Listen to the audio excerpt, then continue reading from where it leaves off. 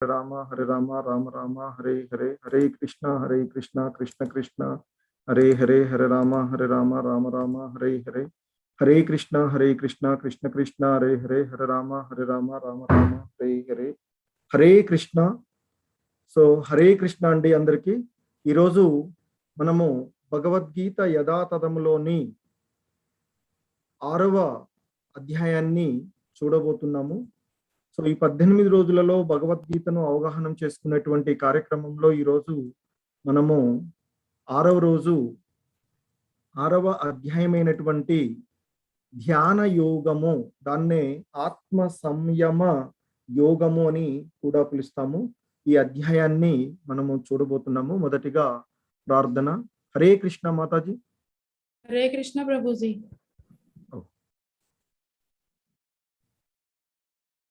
శ్రీ గురు ప్రణామము.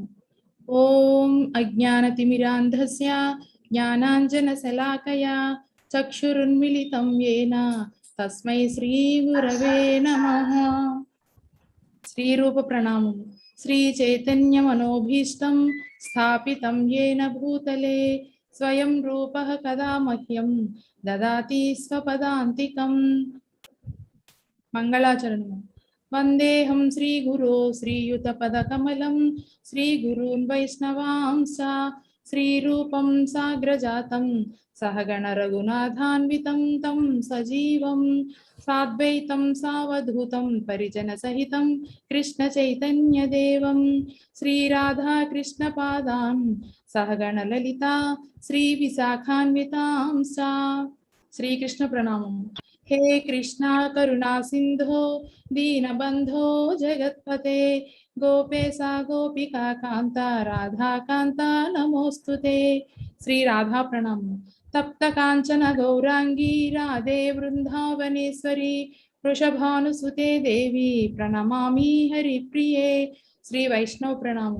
पांचा कल्पतरुभ्यश्च कृपा सिंधुभ्य एव च पतितानां पावनेभ्यो వైష్ణవేభ్యో నమో నమః. శ్రీల ప్రభుపాద ప్రణతి. నమో ఓం విష్ణుపాదాయ కృష్ణప్రేష్ఠాయ భూతలే శ్రీమతే భక్తి వేదాంత స్వామీతి నామినే. నమస్తే సారస్వతే దేవే గౌరవాణి ప్రచారిణే నిర్విశేష శూన్యవాది పాశ్చాత్య దేశతారిణే. పంచతత్వ మంత్రము. జయ శ్రీ కృష్ణ చైతన్య ప్రభో నిత్యానంద శ్రీ అద్వైత గదాధర శ్రీవాసాది గౌర భక్త బృంద. మహామంత్రము. హరే కృష్ణ కృష్ణ కృష్ణ హరే హరే, హరే రామ రామ రామ హరే హరే, హరే కృష్ణ కృష్ణ కృష్ణ హరే హరే, హరే రామ రామ రామ హరే హరే, హరే కృష్ణ కృష్ణ కృష్ణ హరే హరే, హరే రామ రామ రామ హరే హరే. హరే కృష్ణ మాతాజీ. ధన్యవాదాలు. ధన్యవాదాలు. హరే కృష్ణ అండి అందరికి. హరే కృష్ణ. సో ఈరోజు ఈ 6వ అధ్యాయమైనటువంటి ఆత్మ సంయమ యోగము, దాన్నే ధ్యాన యోగము అని పిలుస్తాము. సో సాధారణంగా నిన్నటి అధ్యాయంలో కృష్ణ భక్తి భావనలో కర్మలు చేయటము అనేటువంటి వివరణను మనం వింటూ చివరికి ఆయన ఆ భగవంతుణ్ణి ఎవరైతే, అంటే అన్ని యజ్ఞాలకు తపస్సులకు ఆయనే భోక్తగాను, అన్ని లోకాలలో ఉండేటువంటి దేవతలకు ఆయనే ప్రభువుగాను, అలాగే సకల జీవులకు సర్వోన్నతమైనటువంటి మిత్రుడుగాను, అంటే శ్రేయోభిలాషిగాను ఎవరైతే భావిస్తున్నారో అటువంటి వారు శాంతిని పొందుతారు అని చెప్తూ ఆ అధ్యాయాన్ని ముగిస్తూ మరలా ఈ అధ్యాయంలోని మొదటి శ్లోకం కూడా కృష్ణ భగవానుల వారి ద్వారానే చెప్పబడుతుంది. శ్రీ భగవానువాచ అనాశ్రిత కర్మ ఫలం కార్యం కర్మ కరోతి యః స సన్యాసీ చ యోగీ చ న నిరగ్ని న చాక్రియః. సో కృష్ణ భగవానుల వారు ఈ విధంగా చెప్తూ ఉన్నారు. తన కర్మ ఫలాల పట్ల ఆపేక్ష లేకుండా తన కర్తవ్యాలను ఆచరించేవాడు సన్యాస ఆశ్రమంలో ఉన్నవాడు. అంతేకాని అతడే నిజమైనటువంటి యోగి అంతేకాని ఆ అగ్నిహోత్రాది కర్మలను మానవేసినంత మాత్రాన అతడు యోగి కాడు అనేటువంటి అంశాన్ని ఆయన ఇక్కడ చెప్తున్నారు. సో ముఖ్యంగా మనసు ఇంద్రియాలను నిగ్రహించడానికి అష్టాంగ యోగ పద్ధతి ఒక మార్గాన్ని ఈ అధ్యాయంలో కృష్ణ భగవానుల వారు చెప్పబోతున్నారు. ఆ ఆ అష్టాంగ యోగ విధానాన్ని, అంటే మనసు ఇంద్రియాలను నిగ్రహించుకోవడము ద్వారా చేయబడేటువంటి ఆ అష్టాంగ యోగ విధానాన్ని ఇక్కడ తెలియజేస్తారు. అయితే ఇది చాలా కష్టంతో కూడుకున్నది అని, ఈ కలియుగంలో అది ఆచరించడము సా కష్టతరంతో కూడుకున్నటువంటిది అని, సో కనుకనే భక్తి భావనలో, అంటే కృష్ణ భక్తి భావనలో, అంటే భక్తి యోగము కృష్ణ భక్తి భావనలో పనిచేయడమే ఉత్తమమైనది అని ఈ అధ్యాయంలో మనకి చివరికి కృష్ణ భగవానుల వారు సారాంశంగా చెప్పడం జరుగుతూ ఉంటుంది. సో ఇక ఆ భగవంతుడి యొక్క తృప్తి కోసం మనం చేసేటువంటి, అంటే భక్తి భావనలో పనులు చేయడమే ఉన్నతమైనటువంటి ఒక భావనని ఆయన మనకి తెలియచేస్తూ ఉంటారు ఈ అధ్యాయం చివరిలో. ఇక ఆయన చెప్తున్నారు ఇంకా, యం సన్యాసమితి ప్రాహు యోగం తం విద్ధి పాండవ న హ్యాసన్యస్త సంకల్పో యోగి భవతి కచ్చన. ఓ పాండుకుమారా, ఓ పాండవ అని పిలిచారు కదా, ఓ పాండుకుమారా, ఏది సన్యాసం అని పిలువబడుతుందో అది యోగము అని నీవు తప్పక తెలుసుకొనుము. ఎందుకంటే ఎవ్వరూ కూడా ప్రాపంచిక కోరికలను విడిచిపెట్టనిదే యోగి కాలేరు అంటూ ఆయన యోగి అంటే యోగము అంటే ఆ భగవంతునితో జోడించబడము, ఆ భగవంతుడిలో లీనం దగ్గరగా అవడం, ఆయనకి దగ్గరగా చేరుకునేటువంటి విధానం.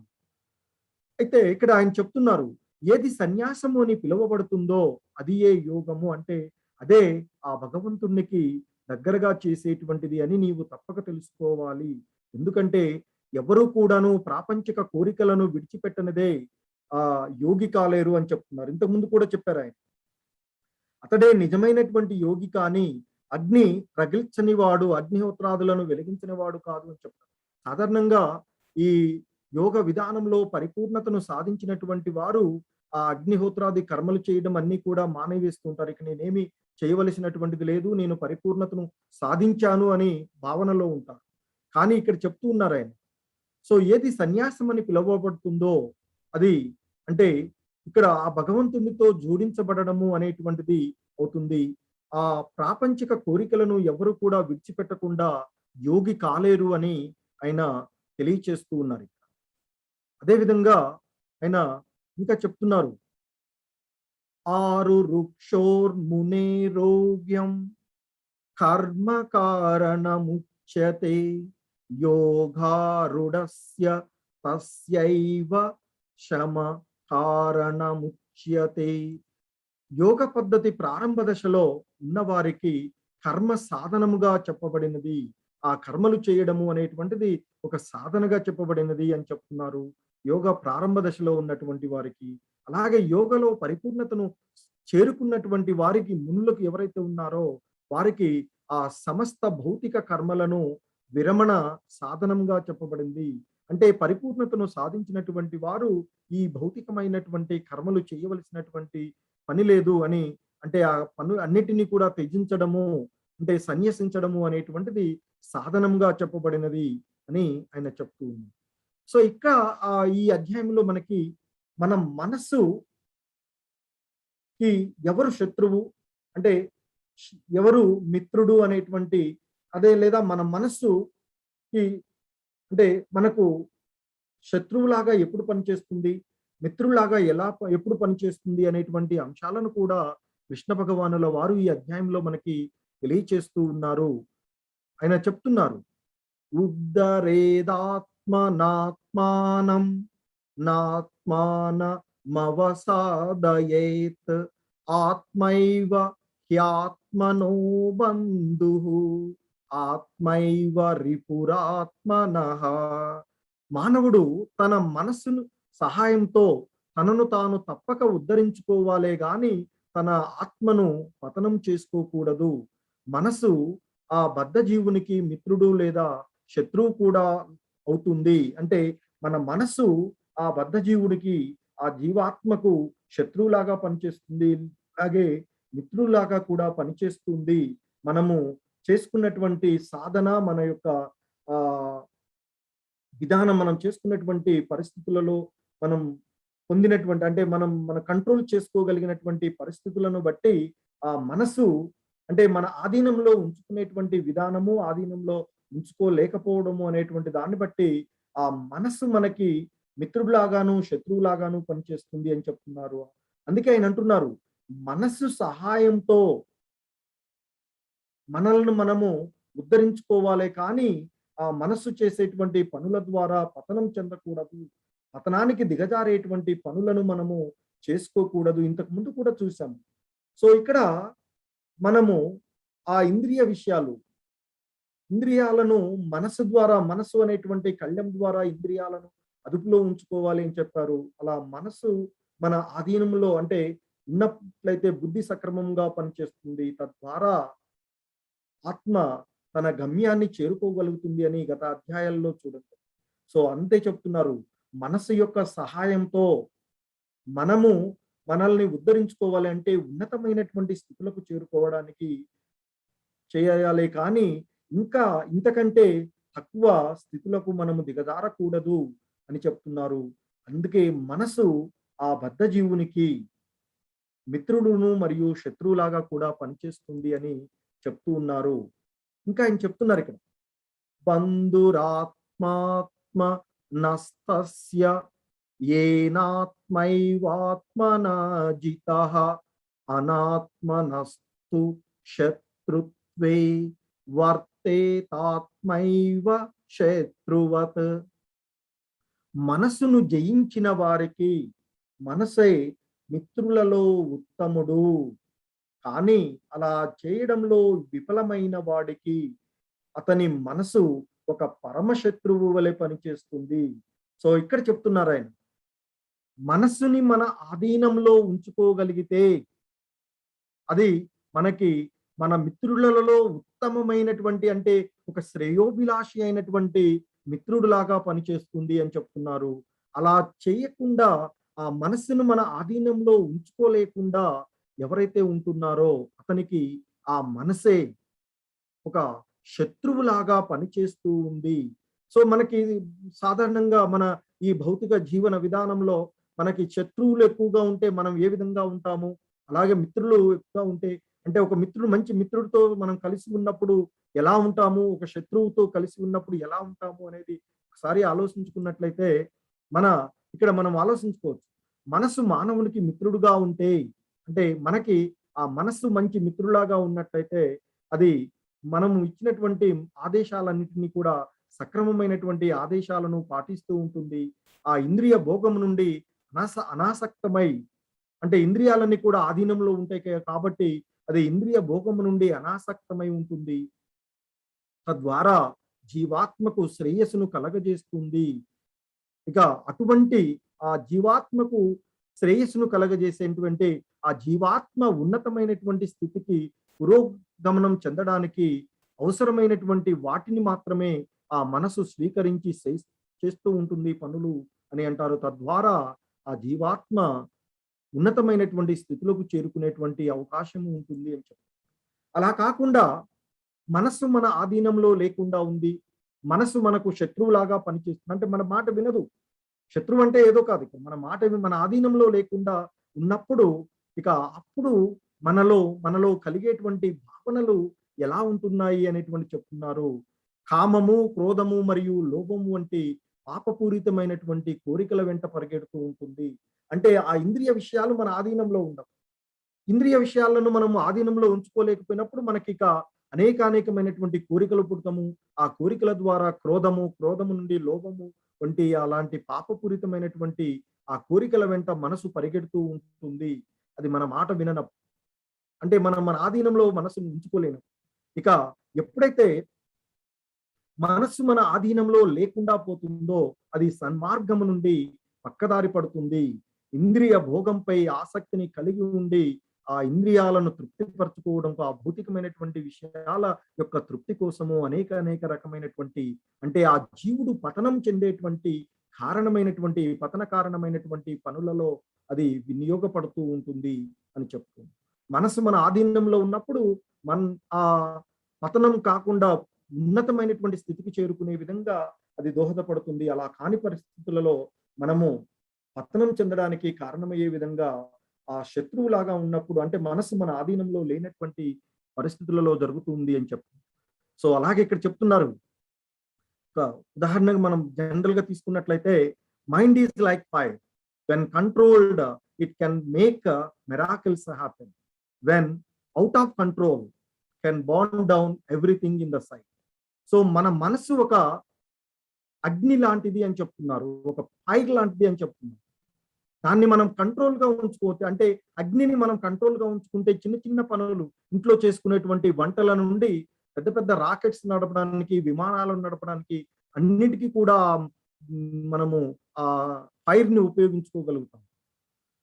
ఒకవేళ అది మన ఆధీనం నుండి బయటపడింది అనుకోండి, మంట చిన్న కంట్రోల్డ్ గా మనము స్టవ్ వెలిగించుకొని అలా చేస్తూ ఉంటే మంచిగా మనకు కావలసినవన్నీ కూడా తయారు చేసుకోగలుగుతాం, ప్రసాదాలు తయారు చేస్తాం, అన్ని చేసుకుంటాం. అలా కాకుండా కంట్రోల్ తప్పిపోయింది అనుకోండి, అదేం చేస్తుంది, మొత్తాన్ని తన తనకు ఆధీనంలో ఉండేటువంటి మొత్తాన్ని కూడా దహించి వేసేస్తుంది. సో అగ్ని. సో అదే మాదిరిగా మనసుని మనం కంట్రోల్ గా ఉంచుకున్నట్లయితే ఒక సక్రమమైనటువంటి విధానం ద్వారా మనకు కావలసినటువంటి మంచి పనులను చేసుకోవచ్చు. ఎలాగైతే అగ్ని కంట్రోల్లో ఉంచుకున్నప్పుడు ఎటువంటి మంచి పనులు, అనేకమైనటువంటి పనులకు ఉపయోగపడుతుందో అదేవిధంగా మనసు ఉపయోగపడుతుంది. అలా మనసు ఆధీనంలో లేకపోతే, అగ్ని ఆధీనంలో లేనప్పుడు ఎలాగైతే మొత్తాన్ని దహించి వేస్తుందో, తన పరిధిలో ఉండేటువంటి మొత్తాన్ని దహించి వేస్తుందో, అదే మాదిరిగా ఈ మనసు కూడా మనల్ని పతనం చెందించే విధంగా ప్రయాణిస్తూ ఉంటుంది అని చెప్తుంది. సో ఇక ఆయన చెప్తూ ఉన్నారు, ఇక్కడ విధానంలో యోగ విధానం గురించి ఇంట్లో చెప్తూ, జ్ఞాన విజ్ఞాన తృప్తాత్మా కూటస్థో విజితేంద్రియ యుక్త ఇత్యుచ్యతే యోగి సమలోష్టాశ్మకాంచన. సో మనిషి తాను పొందినటువంటి జ్ఞాన విజ్ఞాన విచక్షణచే పూర్తిగా సంతుష్టుడు అయినప్పుడు ఆత్మానుభవంలో నెలకొన్నవానిగా చెప్పబడి యోగిగా పిలువబడతాడు. అంటే ఇక్కడ చెప్తున్నారు, భగవంతునితో సంబంధం కలిగిన వాడే యోగి. ఇతి యుక్తతే ఇచ్యుతే యోగి అని చెప్తున్నారు. ఇత్యుచ్యతే యోగి, యుక్త ఇత్యుచ్యతే యోగి అని చెప్పారు కదా. సో కాబట్టి ఆయన భగవంతునితో సంబంధం కలిగి ఉండడమే, అలా కలిగి ఉండేటువంటి వాడే యోగి. కాబట్టి ఆయన చెప్తున్నారు, మనిషి తాను పొందినటువంటి ఆ జ్ఞాన విజ్ఞాన విచక్షణల చేత, అంటే తాను తెలుసుకున్నటువంటిది, అనుభవపూర్వకంగా పొందినటువంటి విషయాలను పూర్తిగా సంతుష్టుడు అయినప్పుడు ఆత్మానుభవంలో నెలకొన్న వానిగా చెప్పబడతాడు. అటువంటి వాడిని యోగిగా పిలువబడతాడు. అతడు దివ్యత్వంలో నెలకొని ఆత్మ నిగ్రహంతో ఉంటాడు. అలా ఆత్మ నిగ్రహాన్ని కలిగినటువంటి వాడు మట్టినైనా, రాళ్లనైనా, బంగారాన్నైనా ఒకే దృష్టితో చూస్తాడు. ఆయన దృష్టిలో పరిపూర్ణమైనటువంటి జ్ఞానాన్ని పొందినటువంటి యోగికి మట్టైనా, రాళ్ళైనా, బంగారమైనా ఒకటి. బంగారాన్ని తీసుకుని ఏదో మనం సాధారణంగా భౌతికంగా ఆలోచించేటువంటి వాళ్ళం, బంగారకు ఒక రకమైన విలువని, మట్టి ఏమి లేదు అని, రాళ్ళకేమో. కానీ అలా కాకుండా ఆత్మ నిగ్రహంలో ఉండేటువంటి దివ్యత్వాన్ని పొందినటువంటి వాళ్ళు ఎవరైతే ఉన్నారో వానికి, అంటే ఆ భగవంతునితో సంబంధాన్ని కలిగి ఉన్నటువంటి వాళ్ళు ఎవరైతే ఉన్నారో యోగిగా పిలువబడేటువంటి వాడికి మట్టైనా, రాళ్ళైనా, బంగారమైనా అన్ని కూడా ఒకే దృష్టితో చూస్తాడు. వాటిలో ఏవి కూడా అన్ని కూడా ఒకే రకంగా చూడడం జరుగుతూ ఉంటుంది. అటువంటి వాడు యోగి అని పిలువబడతారు అని చెప్తున్నాడు. సో ఇక మన మనసుకి శత్రువులు 6 ఎనిమీస్ ఆఫ్ ది మైండ్ అని చెప్తాము. ఒకటి కామము, లస్ట్, అలాగే క్రోధము, కోపం, లోభము, ఇక మాత్సర్యము అంటే అత్యాశలు, ఆశలు కలగడము, అలాగే మోహం, భ్రమ, ఇల్యూజన్, అలాగే మద అనేటువంటి అంటే మ్యాడ్నెస్, ఇంటాక్సికేషన్స్. సో ఇవి మన మనసుకు శత్రువులు అని చెప్తారు. వీటిని అధిగమించగలిగినప్పుడు ఆ మనసు ప్రశాంతంగా ఉంటుంది. సో అప్పుడు అంటే దానికి ముందు మనం ఇంద్రియాలను ఇక్కడ ఈ అధ్యాయంలో కూడా అదే కదా! మనసును, ఇంద్రియాలను అధీనంలోకి చేసుకునేటువంటి విషయాలని చెప్తూ ఉన్నారు అష్టాంగ యోగ విధానంలో. సో కాబట్టి మన మనసుకు శత్రువులుగా చెప్పబడేటువంటి కామ, క్రోధ, లోభ, మాత్సర్య, మోహ మదాలని త్యజించాలి అని చెప్తున్నారు. ఇవి మన మనసుకు శత్రువులు అని చెప్పబడుతుంది. ఇంకా ఈ అధ్యాయంలో మనకి చెప్పబడేటువంటి అంశాలు అష్టాంగ యోగ విధానమును కృష్ణ భగవానుల వారు వివరిస్తున్నారు. సో దాన్ని కొంచెంగా చూద్దాము. వాట్ ఈజ్ యోగా అంటే కనెక్షన్ టు గాడ్.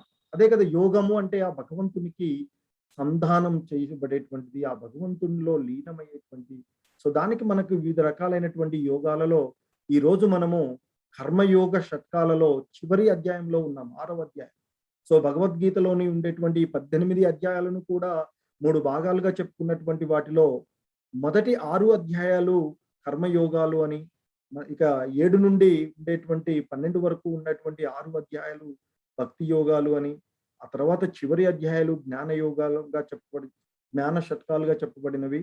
సో కాబట్టి ఈరోజు ఆ కర్మయోగంలోని చివరి అధ్యాయంలో ధ్యాన యోగము అనేటువంటి అధ్యాయంలో ఉన్నాము. ఇక ఈ అష్టాంగ యోగ విధానమును గురించి చూసినట్లయితే ఈ అష్టాంగ యోగ విధానంలో ఉండేటువంటి 8 దశలు చూసినట్లయితే యమ, నియమ, ఆసన, ప్రాణాయ, ప్రత్యాహార, ధారణ, ధ్యాన, సమాధి అనేటువంటివి 8 అంశాలు, 8 అంగాలు అని చెప్తాం. అష్టాంగ యోగ విధానంలో ఉన్న అష్ట అంగం. సో 8 అంగాలు ఈ యోగ విధానంలో ఉండేటువంటి 8 అంగాల్లో యమ అనేటువంటిది 10వ శ్లోకంలో కృష్ణ భగవానుల వారు తెలియచేస్తున్నారు. ఏంటంటే అది బాహ్యంగా మనము చేయవలసినటువంటి పనులు అంటే నియమాలు, ఏం సానుకూలమైనటువంటి సూచనలని యమ అంటారు. అంటే ఎటువంటి సూచనలను మనం పాటించాలి ధ్యానం చేయడానికి అనేటువంటిది సో యమ అని చెప్తాము. అలాగే నియమ. సో 17వ శ్లోకంలో ఈ అధ్యాయం 17వ శ్లోకంలో ఆ నియమాలు చెప్తున్నారు ధ్యానం చేయడానికి. అంటే చేయకూడని నియమాలు అంటే ఏంటి? నియంత్రించుకోవలసినవి, ప్రతికూల నిషేధాలు, చేయకూడనివి. సో అలాగే ఆ ధ్యానంలో ఎలా కూర్చోవాలి అనేటువంటిది 11వ శ్లోకం నుండి 14వ శ్లోకం వరకు ఆయన వివరిస్తున్నారు. ఆ కూర్చునేటువంటి భంగిమలు, శరీరాన్ని ఎలా నియంత్రించుకోవాలి అనేటువంటి దానికి ఆయన తెలియచేస్తున్నారు. అలాగే ప్రాణాయాము శ్వాస పైన నియంత్రించుకోవడము, అలాగే ప్రత్యాహారం అంటే ఇంద్రియాలను ఉపసంహరించుకోవడము, అంటే ఇంద్రియాలకు అతీతంగా ఎలా ఉండాలి అనేటువంటి విషయాలను, అలాగే ధారణ అంటే మనస్సును నియంత్రించుకోవడము, మనస్సు యొక్క శోషణను పరిష్కరించుట అనేటువంటిది చెప్తున్నారు ధారణము అనేటువంటి. ధ్యానము అంటే ఇవన్నీ చేసిన తర్వాత ఆ భగవంతుడి పైన ధ్యాసను కలగజేసి ఆ భగవంతుడిని, విష్ణువును ధ్యానం చేయడము, ఇక చివరికి ఆ భగవంతుడిలో లీనమైపోవడము, మైమర్చుట అనేది అంటే పూర్తిగా ఆ భగవంతుడిలో శోషణము అనేటువంటిది సమాధి స్థితి అని చెప్తారు. ఇవి అష్టాంగ యోగ విధానంలోని 8. ఇక ఇంతకుముందు చెప్పుకున్నట్లుగా యమ అనేటువంటిది ఆయన చెప్తున్నారు. యోగి యుంచీత సతతం ఆత్మానం రహసి స్థితః ఏకాకి యత చిత్తాత్మ నిరాశీర పరిగ్రహ. యోగి సర్వదా దేహాన్ని, మనసును, ఆత్మను భగవంతుని సంబంధంలోని వినియోగించుకోవాలి. అంటే చేయవలసిన నియమాలు అన్నాం కదా. అతడు ఏకాంత ప్రదేశంలో ఒంటరిగా జీవిస్తూ ఎల్లప్పుడూ జాగ్రత్తగా మనసును నిగ్రహించుకోవాలి. అతడు ఆశలను వదిలి ఏమీ పరిగ్రహించుకోకుండా అంటే భౌతికమైనటువంటి ఆ ఇంద్రియ విషయాలను నిగ్రహించుకొని ఉండాలి అని చెప్తూ ఇక నియమం చెప్తున్నారు. యుక్తాహార విహారస్య యుక్త శ్రేష్టస్య కర్మసు యుక్త స్వప్నావబోధస్య యోగో భవతి దుఃఖః. సో ఆయన చెప్తున్నారు ఇక్కడ నియమం. ఆహారము, నిద్ర, మనం తీసుకునేటువంటి ఆహారము, మనము విశ్రాంతి పొందేటప్పుడు ఆ నిద్ర, అలాగే విహారాలు, మనకి కావలసినటువంటి కొన్ని పనులు, అలాగే పనులు అలవాట్లను ఎవరైతే క్రమపరిచి ఉంటారో వారు యోగ సాధన ద్వారా సమస్త భౌతిక దుఃఖాలను పోగొట్టే యోగ సిద్ధి లభిస్తుంది. అంటే నియమం ఏంటి ఇక్కడ? ఆహారము, నిద్ర, విహారము చేసేటువంటి పనులను ఎవరైతే క్రమపరుచుకుని ఉంటారో వారు యోగ సాధనలో పరిపూర్ణతను సాధించేటువంటి అవకాశము ఉంటుంది అని చెప్తూ ఉన్నారు. అదేవిధంగా ఇక్కడ చెప్తున్నారు, ఓ అర్జున, ఎవరైతే అతి ఎక్కువగా తింటారో లేదా అతి తక్కువగా తింటారో లేదా అతి ఎక్కువ నిద్రపోతారో లేదా అతి తక్కువ నిద్రపోతారో వారు యోగలో విజయం సాధించలేరు. బాగా తిన్నాడు అనుకోండి, ఎప్పుడు నిద్ర వస్తూ ఉంటుంది. ఇక ఆ తిండి ఆయాసల మీద పడిపోతూ ఉంటుంటారు. సో కనుక అలా లేదా తినలేదు అనుకోండి, మనం చేయడానికి శక్తి సరిపోదు. కాబట్టి పరిమితిలో నియంత్రించుకుంటూ తినేటువంటి విషయంలో కానీ, తను నిద్ర పొందేటువంటి నిద్ర విషయాల్లో కానీ ఎవరైతే ఒక నియంత్రణను కలిగి ఉంటారో వారు మాత్రమే ఆ యోగ విధానంలో పరిపూర్ణతను సాధించగలుగుతారు. అలా చేయలేని వారు, అంటే ఎక్కువగా తినేవాళ్ళు లేదా తక్కువగా తినేవాళ్ళు లేదా బాగా నిద్రపోయేటువంటి వాళ్ళు లేదా తక్కువగా నిద్రపోయేటువంటి వాళ్ళు ఎవరైతే ఉన్నారో వారు యోగలో విజయం సాధించలేరు అర్జున అని చెప్తూ ఉన్నారు. ఇక సమాధి స్థితిలో పరిపూర్ణత్వను సాధించడానికి చెప్పేటువంటి విషయాన్ని ఇక్కడ తెలియచేస్తున్నారు. ప్రశాంత మన సంహేనం యోగినం సుఖముత్తమం ఉపైతి శాంత రజసం బ్రహ్మభూతమకల్మషం. సో ప్రశాంతమైన మనసును కలిగిన వాడు, కామ క్రోధాది ఉద్రేకాలకు అతీతుడు, ఆ కామ క్రోధాలను వదిలివేసినటువంటి వాడు, పాపరహితుడు, బ్రహ్మస్వరూపుడైన యోగి, ఆ బ్రహ్మస్వరూపుడైనటువంటి ఆ యోగ పురుషుడికి పరమసుఖం లభిస్తుంది. అంటే అతడు పరమశాంతిని పొందగలుగుతాడు, అంటే ఆ బ్రహ్మాన్ని పొందగలుగుతాడు అని చెప్తూ ఉన్నారు.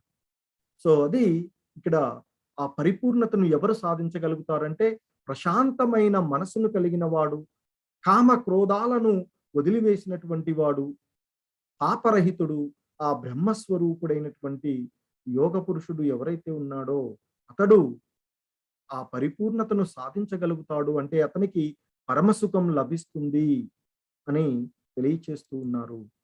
సో ఆ విధంగా ఈ వివిధ రకాలైనటువంటి యోగా పద్ధతులు ద్వారా వారు యోగలో పరిపూర్ణతను సాధించి ఖచ్చితంగా వారు అలా కష్టంతో కూడుకున్నటువంటిది అయినప్పటికీ దాని ద్వారా వారు సిద్ధులను పొందుతారు అని చెప్తూ ఉంటారు.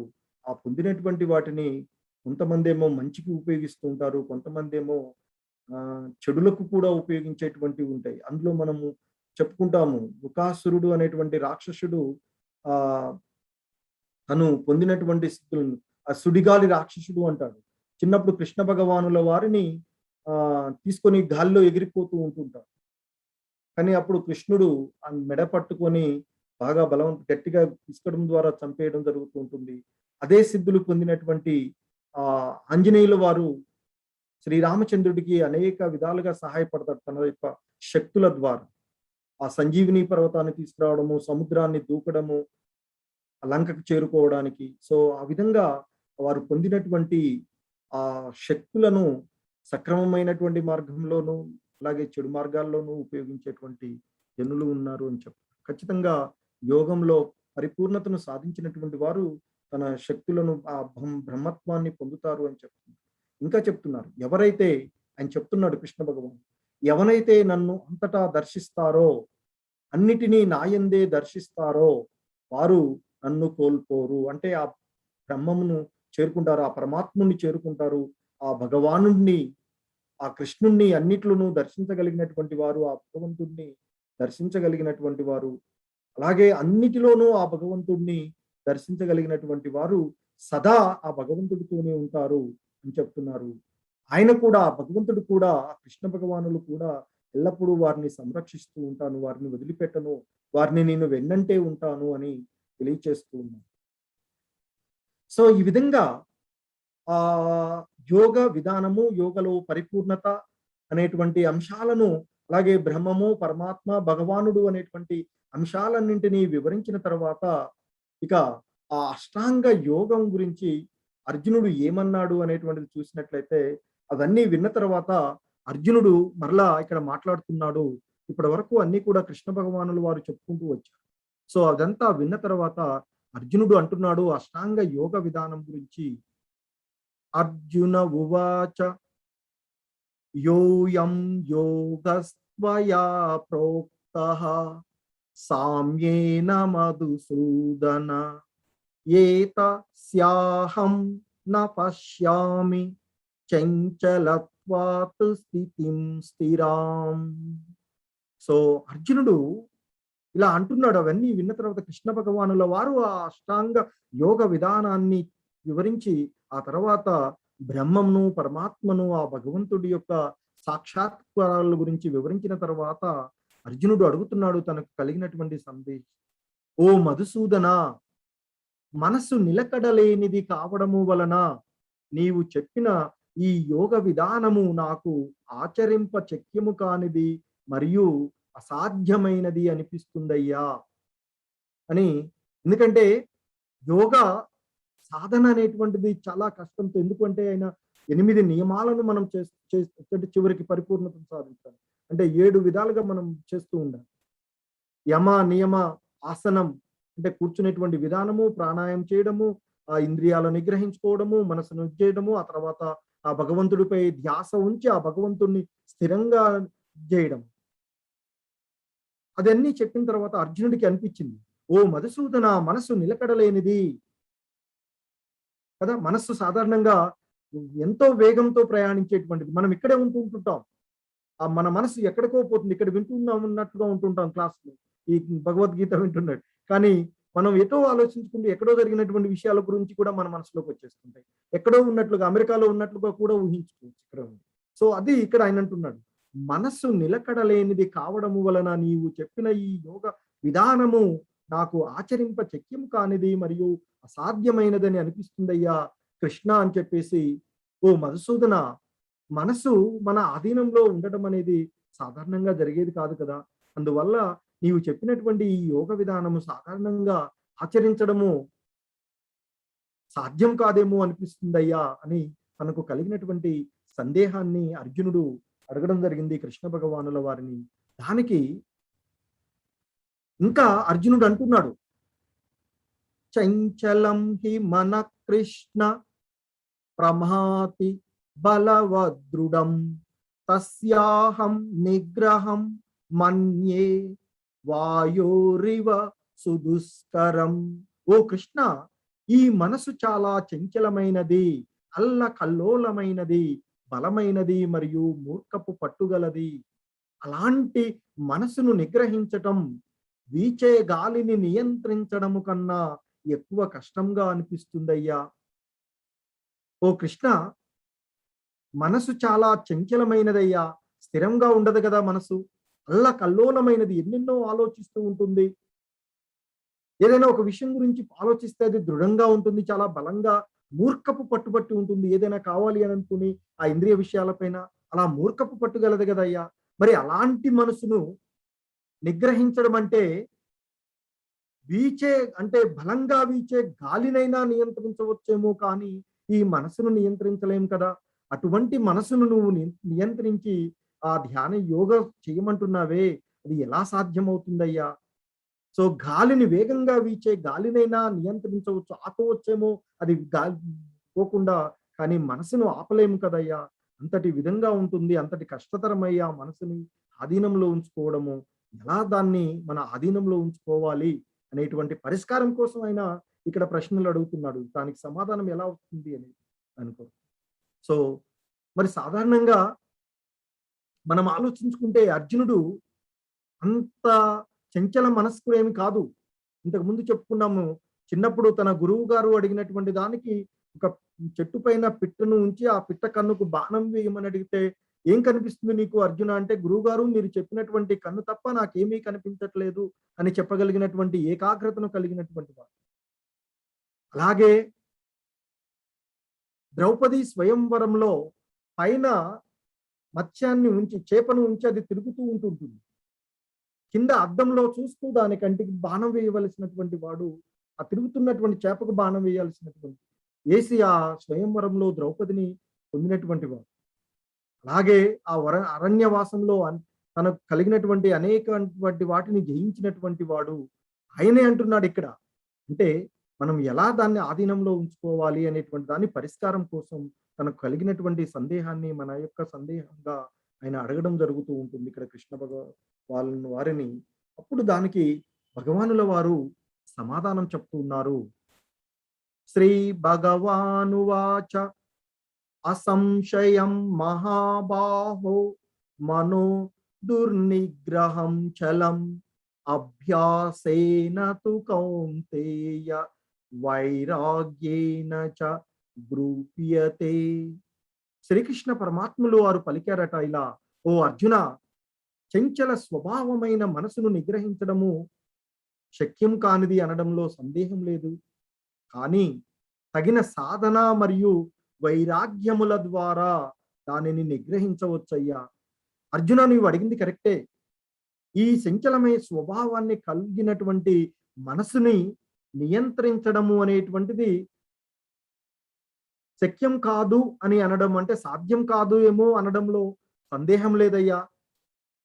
నువ్వు అన్నది ఓకే, కానీ తగినటువంటి అభ్యాసము చేయడము ద్వారా, సాధనము చేయడము ద్వారా, వైరాగ్యాన్ని ప్రదర్శించడము ద్వారా, అంటే ఆ భౌతికమైనటువంటి ఇంద్రియ విషయాలపైన మమకారాన్ని వదిలివేయడము ద్వారా ఆ మనసును నిగ్రహించుకోవచ్చయ్యా. అలా నిగ్రహించుకున్నటువంటి వారు ఈ యోగ సాధన చేయవచ్చు అనేటువంటి విధంగా ఆయన, అంటే మనం ఏ విధంగా పరిపూర్ణతను సాధించవచ్చు అనేటువంటి దాన్ని ఆయన తెలియచేస్తూ ఉన్నారు. సో అలా చెప్పినాక ఇక మరలా ఆ సందేహం తీరిన తర్వాత మరొక సందేహం వచ్చేసింది. ఓకే కృష్ణ, మీరు అన్నట్లు అలాగే సాధ్యం చేసి సాధన చేసి నేను చేస్తాం, సాధన చేస్తా అని కూర్చుని సాధనలో పరిపూర్ణతను సాధించకపోతే అటువంటి యోగి యొక్క గమ్యం ఏంటయ్యా, అంటే విఫలమైనటువంటి యోగి యొక్క గమ్యం ఏంటయ్యా అని మరలా అడుగుతున్నాడు. ఇక్కడ చూడండి, భగవద్గీత ఏదో చెప్పుకుంటూ పోయినటువంటిది కాదు. ఒక ఎడ్యుకేషనల్ విధానంలో, విద్యా విధానంలో ప్రశ్నలు సమాధానాలు ఏ విధంగా అయితే మన యొక్క విద్యా విధానంలో చదువుకుంటూ పోతున్నామో అదే మనందరికీ కావాల్సి, ప్రతిదానికి పరిష్కారం లభిస్తుంది అని అంటుంటే భగవద్గీత ఓపెన్ చేస్తే పరిష్కారం ఏంటి అని ఆలోచిస్తూ ఉంటుంటారు కొంతమంది. చూడండి, ఇక్కడ ప్రతి దానికి కూడా సమాధానం, ఎటువంటి ఏ సంశయం కలిగినా దానికి సమాధానం ఇవ్వగలిగేటువంటి మహోత్తరమైనటువంటి గ్రంథము ఆ భగవంతుడితో చెప్పబడినటువంటి, భగవంతుడి నోటి ద్వారా చెప్పబడినటువంటి ఈ భగవద్గీత. సో ఇక్కడ ఆయన మరలా అడుగుతున్నాడు, ఓకే అయ్యా, నువ్వు అన్నట్లుగా ఈ పరిపూర్ణత కోసం, యోగ సాధన కోసం మేము కూర్చున్నాం. అలా సాధ్యం కాక చేసి ప్రారంభించి దాంట్లో పరిపూర్ణతను చెందకపోయినట్లయితే, విఫలమైనట్లయితే అటువంటి వాడి పరిస్థితి ఏమిటి? వారు మరి ఎలా, వారు పురోభివృద్ధి చెందుతారా లేదా అధోగతి చెందుతారా? వారికి ఏం జరుగుతుంది అని అడుగుతున్నాడు. మనం సాధారణంగా భౌతికమైనటువంటి విషయాలలో మనం ఏదైనా ప్రయోగాలు అవి ఇవి చేస్తున్నాం అనుకోండి, రాకెట్ ప్రయోగం ఏదైనా చేస్తున్నాం, సక్సెస్ అయితే పర్వాలేదు. ఒకవేళ సక్సెస్ కాకపోతే మరలా జీరోకి పడిపోతాం కదా. సో కనుక మళ్ళీ మొదటి నుంచి ప్రారంభించాలి. సో కనుక అది ఇక్కడ భౌతికమైనటువంటి, కానీ ఆధ్యాత్మిక విధానంలో ఆయన సమాధానం చెప్తున్నారు. సో ఇక్కడ ఆయన ఇంకా అడుగుతున్నాడు ఇక్కడ అర్జునుడు ముందుగా. అర్జున ఉవాచ అతియ శ్రద్ధయోపేతో యోగాచలిత మానసః అప్రాప్య యోగ సంసిద్ధిం కాం గతి కృష్ణ గచ్చతి. సో ఆయన అడుగుతున్నాడు, ఈ మార్గంలో శ్రద్ధతో ప్రయాణం ప్రారంభించి కూడా చంచలమైన మనసు కారణం చేత తగినంత పరిశ్రమించక, తగినగా అభ్యాసం చేయక యోగ లక్ష్యం యొక్క అంతిమ విజయాన్ని ఈ జన్మలోనే సాధించకలేకపోయినటువంటి యోగి యొక్క గతి ఏమిటయ్యా అని ఆయన అడిగారు. దానికి కృష్ణ భగవానుల వారు సమాధానంగా చెప్తున్నారు ఈ 41-42 శ్లోకాలలో.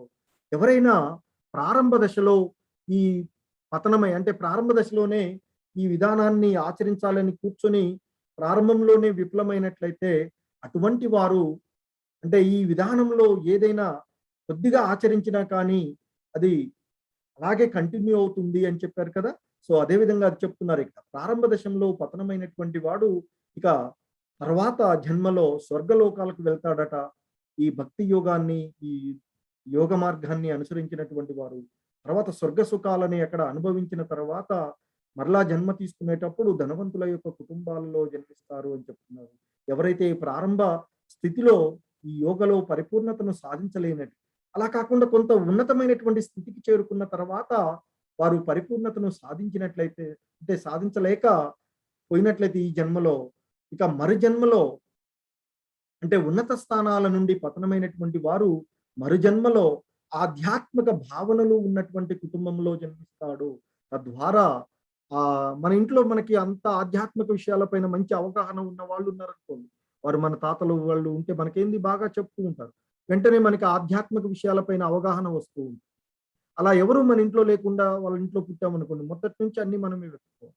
సో ఇక్కడ ఎవరైతే ఉన్నత స్థానాలకు చేరిన తర్వాత పతనమైన వారు ఉంటారో వారు ఆధ్యాత్మిక భావాలు ఉన్నటువంటి వారి యొక్క కుటుంబాలలో జన్మిస్తారయ్యా. తద్వారా వారు త్వరితగతినే వారు ఆ భవబంధనాల నుండి ముక్తి పొందేటువంటి అవకాశం ఉంటుందని, సో ఈ భక్తి భావనలో కొంత వృద్ధి చెందిన అది ఎటువంటి నష్టం లేకుండా మరలాది మనకి తోడవుతుంది. అలా తోడవడం ద్వారా మనం ఆధ్యాత్మికంలో పురోభివృద్ధి చెందడానికి ఉపయోగపడుతుంది అని ఆయన చెప్తూ ఉన్నారు. సో ఇక మరి ఆ విధంగా చెప్పిన తర్వాత మరలా వచ్చింది ఇక్కడ అర్జునుడు మరొక ప్రశ్న అడుగుతున్నాడు. మరి అలా పరిపూర్ణతను సాధించినటువంటి వారిలో ఎవరు ఉత్తమమైన యోగి అని అడిగారు. దానికి సమాధానంగా చెప్తూ కృష్ణ భగవానుల వారు ఈ అధ్యాయాన్ని ముగించడం జరుగుతుంది. సో ఇక్కడ ఆయన చెప్తున్నారు, తపస్విభ్యోదికో యోగి జ్ఞానిభ్యోపి మతోదికః కర్మభ్యచ్ఛాదికో యోగి తస్మాద్యోగి భవార్జున. ఓ అర్జున, తపస్సు చేసే వాళ్ళ కంటే, శాస్త్ర జ్ఞానము కలవాళ్ళ కంటే, కామ్యకరములు చేయువాని కంటే యోగి గొప్పవాడు. కాబట్టి నీవు యోగి అవ్వడానికి, అంటే ఆ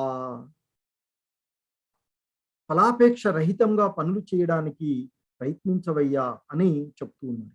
సో కాబట్టి ఆయన చెప్తున్నారు, తపస్సు చేసే వాళ్ళకంటే కూడా, శాస్త్ర జ్ఞానము కలవాళ్ళ కంటే కూడా, కామ్యకరములు చేసేటువంటి వారి కంటే కూడా యోగి గొప్పవాడు. కాబట్టి ఆ యోగి అవ్వడానికి ప్రయత్నించమని ఆయన మనకి సందేహం ఇస్తున్నారు.